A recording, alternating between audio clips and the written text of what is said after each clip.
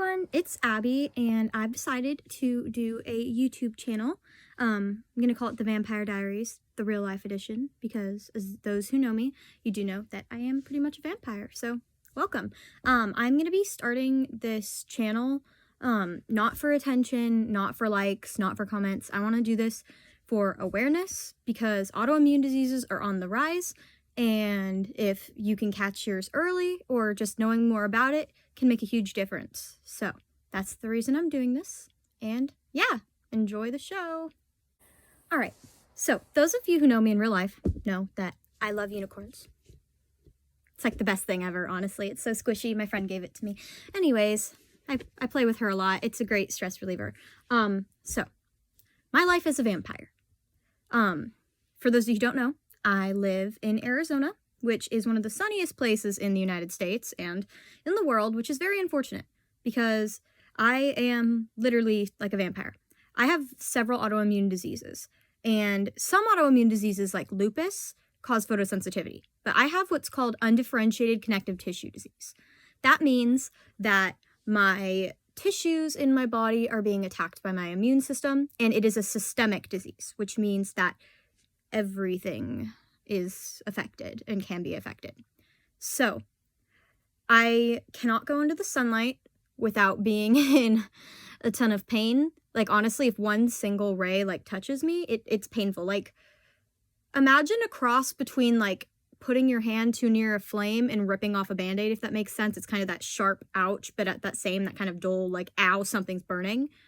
Yeah, it's painful.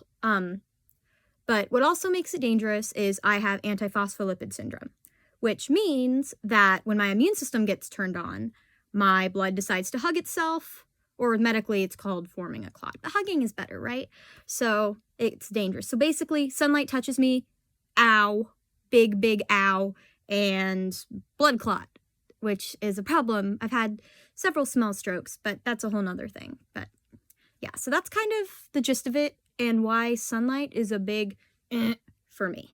Many people who have severe photosensitivity, like I do, don't really go out in the day, and like I completely respect that because it's probably the smart thing to do, but I still like to do my best to live my life, and I take aspirin every day, and I'm probably going to be, well, I don't want to, but I'm going to have to take actual blood thinners too, just in case. But I have this. It's inside out. That wasn't supposed to happen. Technical difficulties. Okay, I finally got it the right side. So this is called a balaclava. They are used a lot of times by race car drivers and people who hike. So they put it on, and it goes like this.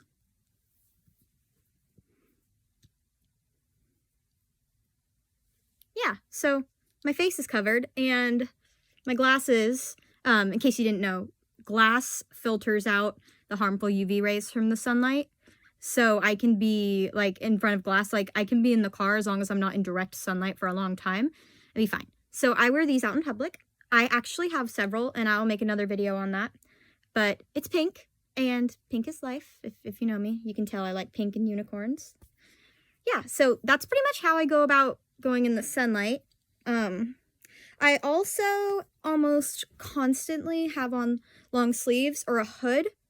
I used to be able to get away with just having a hood, but now I've been getting burned on my face. I don't know if you can see it up close, but like you can't really see it very well, and I can do another video on that, but I have what's called a malar rash, which is people associate with lupus, but it's not always with lupus, which means that, you know, I probably should know this, but I don't really know why it's there. All I know is my skin gets irritated and red. It's called the butterfly rash too. Butterflies are cool, so you know, I'll take it, right? But so it's like this, and that gets burned easily, and then also my forehead, and it is very painful. So I wear these.